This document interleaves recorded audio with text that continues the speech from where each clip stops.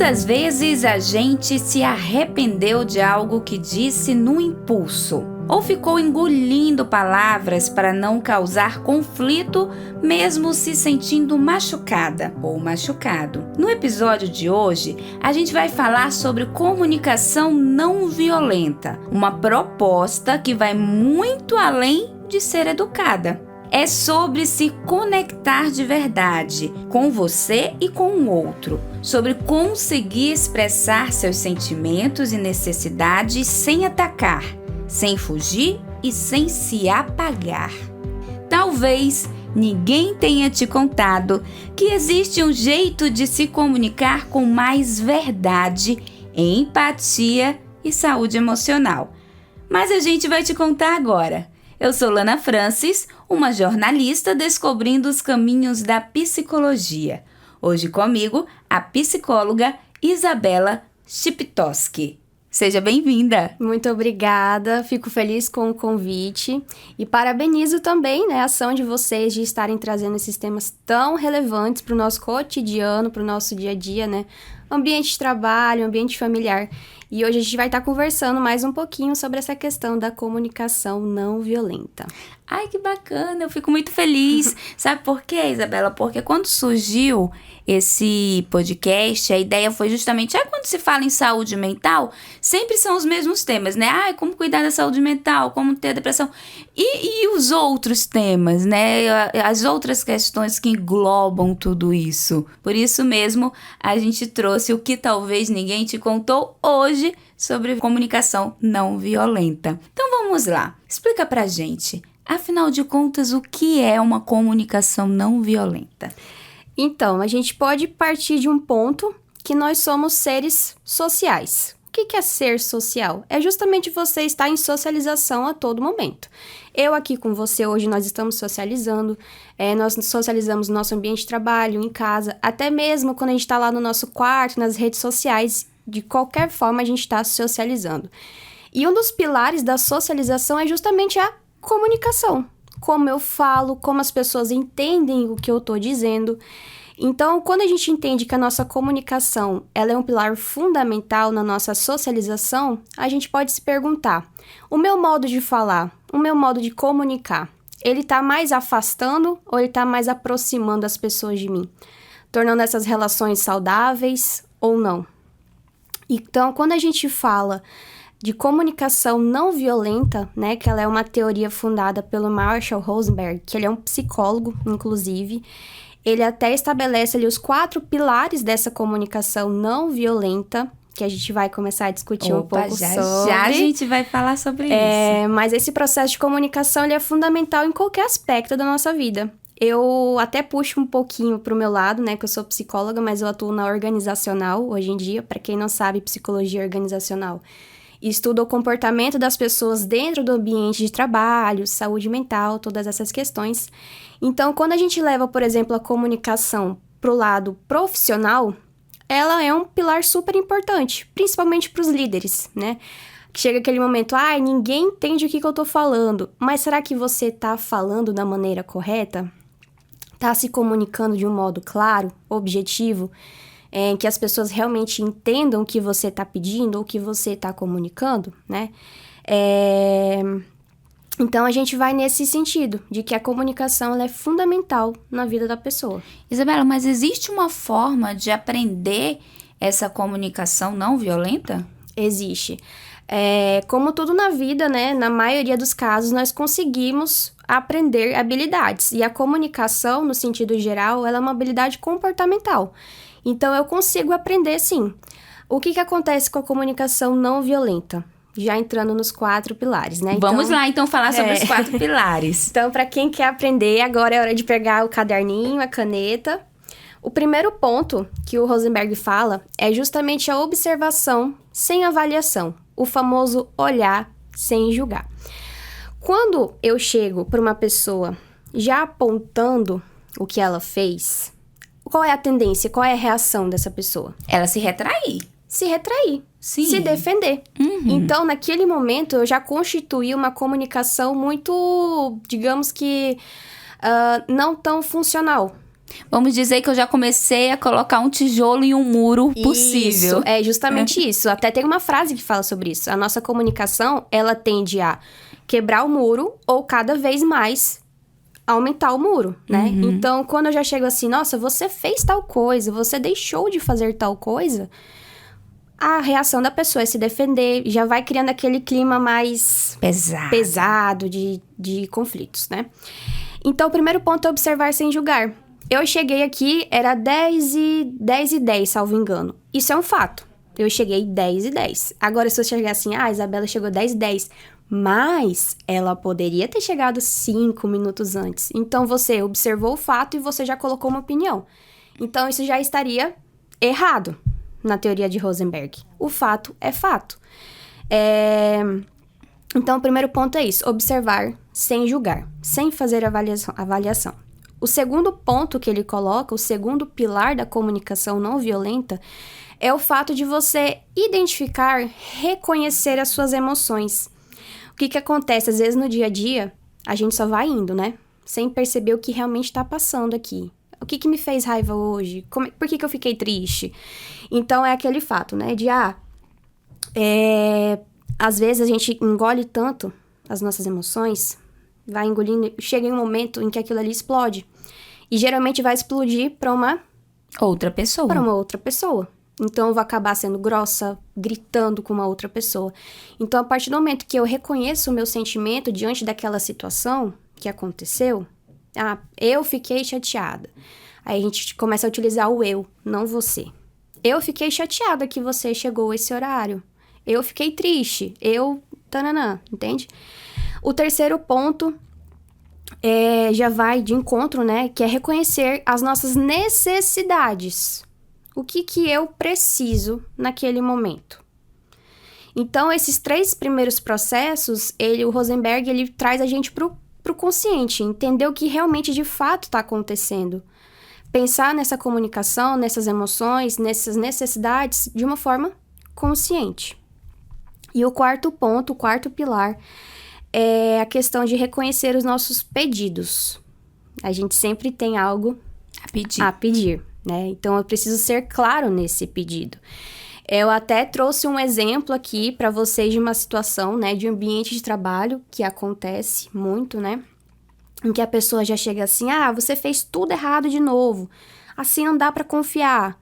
Se a gente for olhar do lado funcional, do lado da comunicação não violenta, um processo de observação seria: notei que no relatório dessa semana, alguns dados estavam diferentes do sistema. Né? Eu não diretamente apontei o erro para a pessoa, mas eu levantei que algo de errado está ali. A questão do sentimento, né? De eu reconhecer os sentimentos diante dessa situação fiquei preocupado com a precisão das informações. O terceiro ponto, a questão da necessidade, porque precisamos garantir a qualidade para os nossos clientes. Então, você percebe que nessa comunicação, eu não apontei o dedo para a pessoa diretamente. Eu não precisei ser grosseiro, eu não precisei usar palavras de baixo calão, eu não precisei gritar. Então, é nesse contexto que a comunicação não violenta ela vai levando as nossas interações. Agora, você fala muito do ambiente de trabalho. Agora, a comunicação não violenta, ela é válida também em todo o contexto. No familiar, no relacionamento, ali no ambiente de amizade. Saber se comunicar nesse sentido faz toda a diferença. Isso, até Rosenberg ele coloca no livro, para quem tem interesse na área, o Marshall Rosenberg ele tem um livro que é Comunicação Não Violenta, que é um livro de capa laranja e amarela, são 2 mãos se abraçando.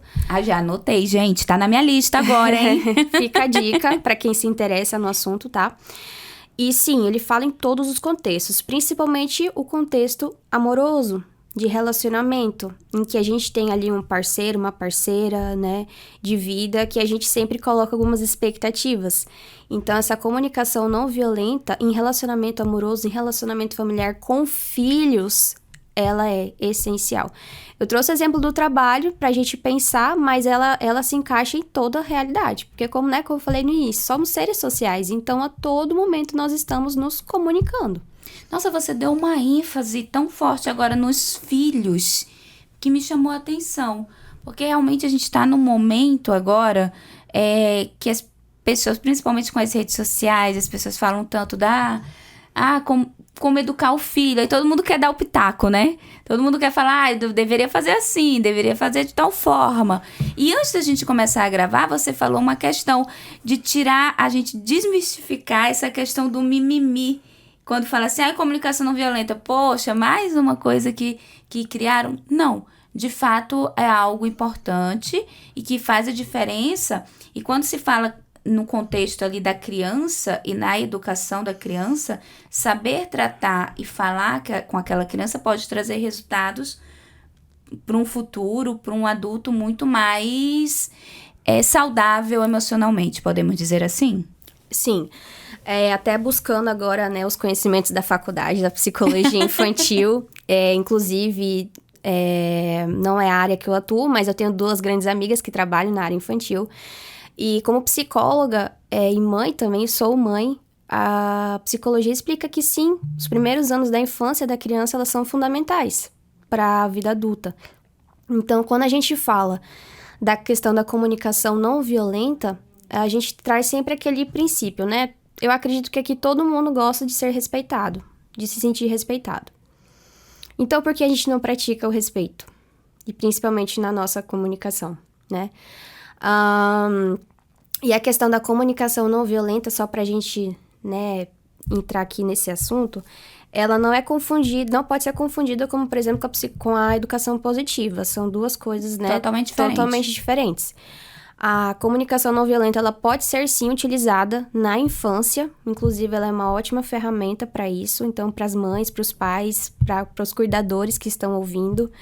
Se vocês têm interesse em melhorar a questão da comunicação, seja ela com a criança que você tem em casa, com o esposo, né, esposa, enfim, namorados, é uma ótima ferramenta, tá? E para líderes também das empresas, para os seus liderados, ela pode ser usada em qualquer contexto. Eu não sendo um líder, vamos supor, eu estou ali em um cargo que não é de liderança. Mesmo assim, a comunicação não violenta pode fazer a diferença no meu convívio entre os amigos, entre os colegas de trabalho? Com toda certeza.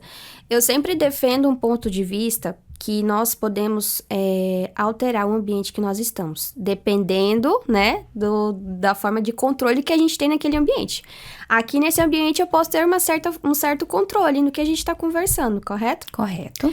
Então, a partir do momento que eu estou lá no meu setor, com os meus colegas, 5, 10 colegas, eu começo a aplicar comunicação não violenta, isso pode sim influenciar no meu ambiente. Da mesma forma que o contrário também pode acontecer, né? Então, o ambiente em si, a minha abordagem no ambiente, ela pode sim influenciar. Não necessariamente sendo líder. Eu, colega de trabalho, dentro do meu setor, eu posso sim aplicar, tá? Como trabalhar a empatia? Você falou da questão da empatia, que também é um ponto dentro desse assunto. Como ter empatia com outras pessoas? O Rosenberg fala muito sobre a questão, né, do que a comunicação não violenta ela precisa ter ali de fundamento. Ele fala muito da empatia, que foi o que você falou.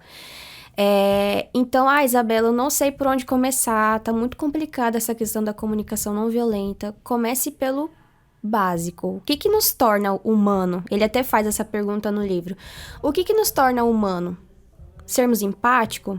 Sermos respeitosos? Então, a gente começa por esse princípio. E a empatia, ela tem muito do outro também. Eu me colocar no lugar do outro. Aí você pensa, nossa, agora tá. Eu já tenho as minhas questões, agora eu vou ficar me colocando no lugar do outro. Que difícil. Então, vai muito do que você almeja como vida, né? É o que eu sempre falo. Muitas pessoas chegam pra mim, Isabela, eu queria muito que a minha mãe, meu pai, meus irmãos, meu namorado, minha namorada fizessem terapia, porque eles precisam melhorar tal aspecto. Aí eu falo, então, o desenvolvimento pessoal, ele precisa começar pela pessoa, correto? Se eu chegar e falar assim, olha, você precisa melhorar nisso, talvez você fale, tá bom então, mas nem ligue. Então, o desenvolvimento, ele precisa partir da pessoa. Então, se pra você faz sentido praticar a empatia, tá tudo certo, né? Então, a gente sempre vai trabalhar com o funcional. O que torna a vida mais funcional? O que torna nossas relações mais saudáveis? Ok. Tentar entender ali o ambiente, os colegas, sempre ter ali uma conversa, até para o momento que realmente for necessário ter um desenvolvimento, podemos dizer assim, já tá todo mundo ali meio que alinhado, né? Isso. Agora você falou sobre entender os conflitos. Por que é tão difícil entender os conflitos da própria pessoa para poder chegar e ter empatia com o outro? O que acontece? O conflito, tanto numa relação social como interna, vai existir. Não adianta eu chegar assim e falar assim, gente, essa aqui é a fórmula mágica para não existir mais conflito na sua vida. Não tem como. Nós somos pessoas. Em algum momento a gente vai divergir. Nesse momento que a gente tá aqui conversando, a gente pode divergir. E tá tudo certo. Nós somos humanos. Eu penso diferente, você pensa de outra forma. Correto? Então, quando a gente fala nessa questão de conflitos, vão existir os conflitos internos, que é aquele, né, você com você mesmo, que só você sabe o que passa na sua cabeça, e os conflitos interpessoais, que é o que acontece externo. Eu com os meus colegas de trabalho, ou eu em casa, ou eu no meu ciclo de amigos, os conflitos eles vão existir.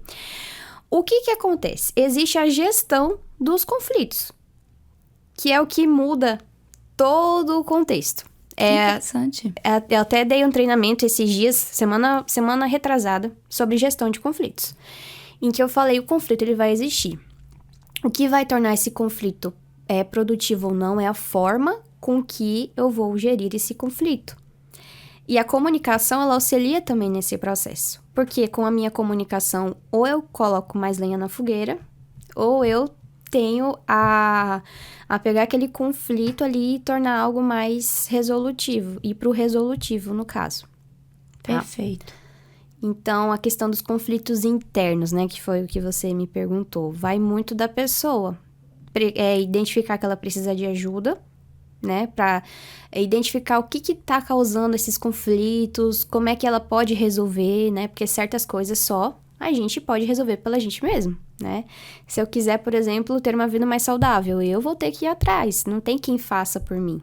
Então, vai muito do eu identificar o que eu quero, o que eu preciso pra mim. Inclusive, tem uma pergunta aqui, que se existe diferença entre evitar conflito e comunicar com não violência. Então, o que nessa teoria quer dizer? A comunicação não violenta, ela não é a fórmula mágica para acabar com os conflitos, tá? Deixar isso bem claro. Só que ela tem um potencial de levar esse conflito para um lado produtivo. Por exemplo, você discorda comigo, eu discordo com você. Mas vamos resolver essa situação? Vamos pegar esse problema e desse problema arranjar uma solução? Ok. Do que cada uma ficar com a sua opinião, a gente ir embora pra casa e a gente, por exemplo, ficar com raiva uma da outra. Entende? Sim, entendo. Então, a comunicação não violenta, ela não é a fórmula mágica, mas ela te dá ali um apoio para que esse conflito vire algo produtivo. Ok. E olha só, como que a comunicação não violenta atua na autorregulação emocional? Então, o autocontrole, na verdade, o autoconhecimento, de forma geral, ele é muito, muito importante para tudo na nossa vida. Principalmente nesses 2 pilares que eu falei. A questão de reconhecer os nossos sentimentos diante daquela situação e de reconhecer as nossas necessidades. Porque a comunicação também é você aprender a dizer não. Gente, olha só, temos um episódio só sobre isso. Por favor, se você está chegando agora aqui na nossa plataforma digital, no nosso podcast, volta aí um episódio, que nós temos um episódio inteiro sobre como dizer não. Mas, por favor, foi só um recadinho para quem está nos escutando. É muito importante. Mas deixe seu conselho também, por favor. Quando a gente tem o autoconhecimento, eu sei o que me estressa, eu sei o que me deixa chateado, eu sei o que me deixa feliz. Então, a partir do momento que eu tô vendo que a conversa, que o que a pessoa tá fazendo já tá me levando pra um lado, o que eu vou comunicar a ela? Vou chegar assim, nossa, mas você, olha, sinceramente... Não. Vou falar, diante dessa situação, eu estou muito chateada. Porque eu sei que essa situação me deixa chateada. Então, o autoconhecimento, ele vai ser benéfico para tudo. Inclusive, depois de muita terapia, vou abrir um parênteses aqui, depois de muita terapia, porque psicólogos também fazem terapia. Eu aprendi hoje o que me deixa estressada, por exemplo. Da mesma forma que eu também já sei o que me deixa menos estressada. O que eu preciso fazer para esse estresse diminuir. Ele vai sumir? Não vai, né? É um sentimento humano. Mas o autoconhecimento, ele é válido para tudo. A questão da autorregulação. A autorregulação vai muito também da reação do outro. Se nós dois temos uma comunicação ali que não é nada assertiva, não é nada saudável, o outro vai provocar em mim um sentimento e que eu talvez, né, vá rebater esse sentimento com outro sentimento, então vai virar uma grande confusão. Então, o autoconhecimento, ele vai ser fundamental nesse processo da comunicação. Perfeito. Muito bem pontuado isso. Eu sempre digo, façam terapia, gente. Terapia faz a diferença. Comunicação não violenta é dizer tudo o que sente? Onde entra o limite? Não é, na verdade, dizer tudo o que sente. Seria, na verdade, você expressar o que você precisa expressar naquele momento. E o que seria o limite? Aí a gente volta naquele início, a questão da empatia. Tá bom, Isabela, identifiquei agora tudo que eu sinto, reconheci meus pedidos, né? É o último ponto, a questão de fazer pedidos, né? Vou chegar agora para outra pessoa e vou falar tudo, mas de uma forma respeitosa. Mas também não é dessa forma, né? Aquela outra pessoa também, o que ela vai entender com o que eu tô querendo falar?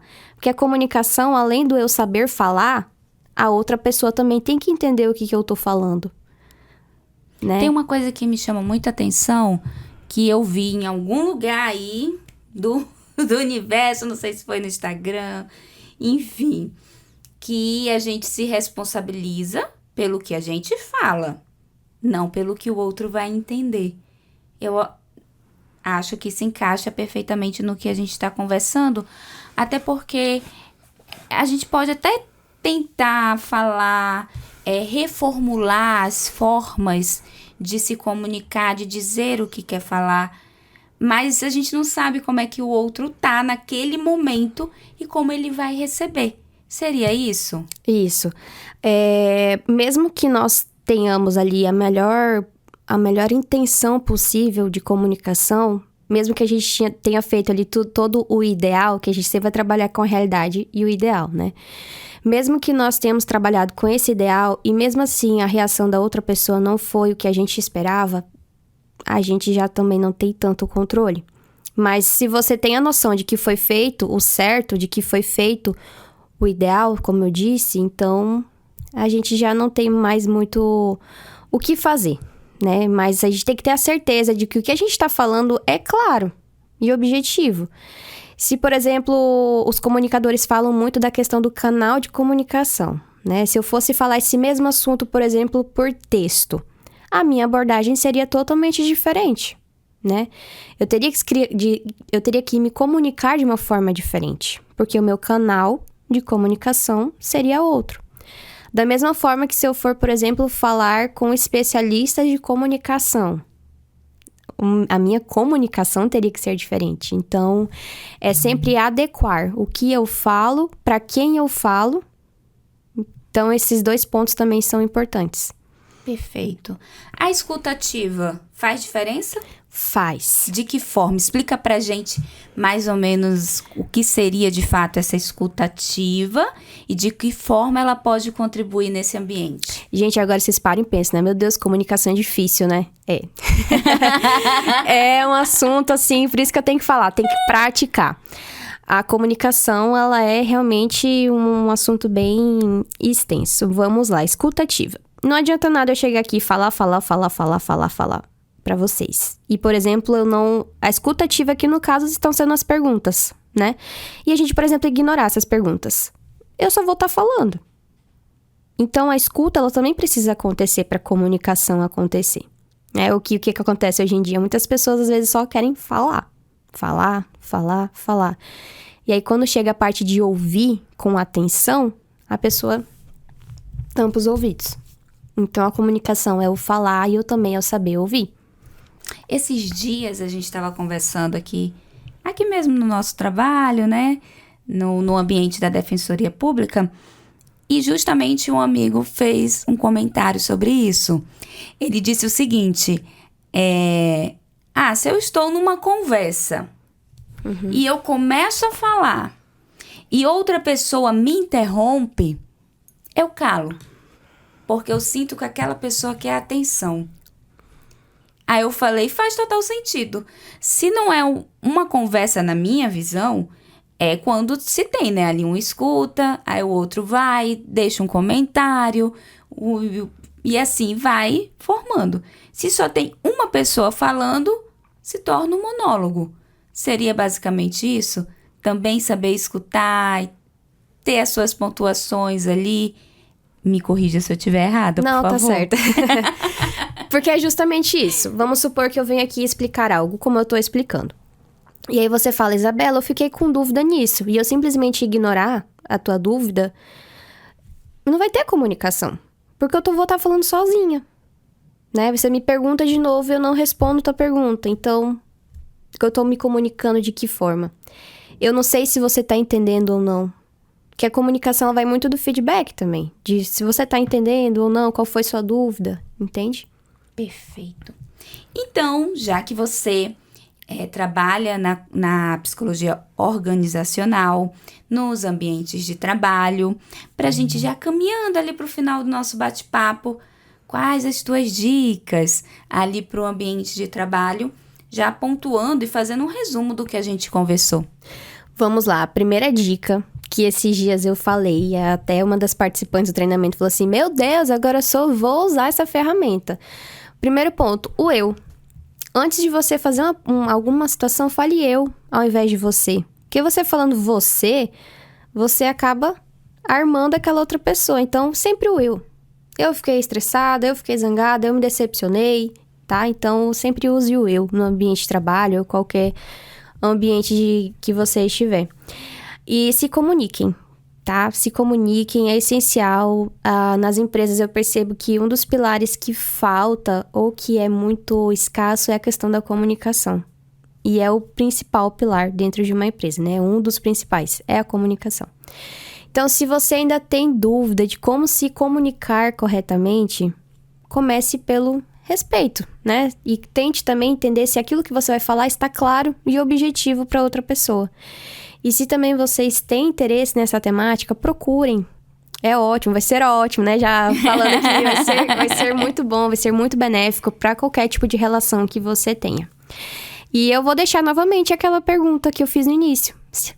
Se a tua comunicação, o teu jeito de falar, se você tá percebendo que tá afastando ou tá aproximando as pessoas de você.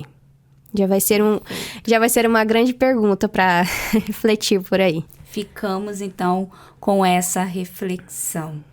Adorei nosso bate-papo. Gostei muito, muito obrigada por você ter disponibilizado um pouquinho do seu tempo de estar aqui com a gente. Muito obrigada. Fico também agradecida por esse espaço. É muito interessante quando, né, abre essa temática da psicologia de forma geral, porque às vezes a gente, né, na correria do dia não para e pensa, né, como a comunicação, por exemplo, influencia nas nossas relações. Muito obrigada novamente. Gente, a Isabela, só agora mudando um pouco de assunto, ela me trouxe um termo que eu nunca escutei. Eu já tinha escutado roraimado, né? E você é? Paracuxi. Paracuxi, gente! Olha isso! Agora explicar o que é o paracuxi, né? Explica pra gente. Eu não sei se existe, eu acredito que não exista, mas eu inventei. É a mistura do paranaense com macuxi. Então, paracuxi. Me considero uma paracuxi. Chegou aqui há 22 anos. 22 anos. É roraimense, é que nem eu. Bebi da água do Rio Branco. Ficamos. E se você está escutando a gente em qualquer lugar do mundo, porque a gente sabe, uma vez na internet, a pessoa pode escutar a gente em qualquer canto. Saiba que nós somos de Roraima, extremo norte do Brasil. Muito bem, muito obrigada mais uma vez. Obrigada. E hoje o nosso assunto foi comunicação não violenta. A gente entendeu hoje que a comunicação não violenta não é sobre falar bonitinho, é sobre coragem emocional, é sobre conseguir dizer o que sente sem se perder de si mesma e, ao mesmo tempo, ouvir o outro com presença e empatia. A comunicação não violenta é treino, é prática, é autoconhecimento e não acontece da noite para o dia. Mas talvez o que ninguém te contou é que mudar a forma como você se comunica pode transformar suas relações. E mais que isso, pode transformar você. A gente se encontra no próximo episódio. Até lá, se cuida!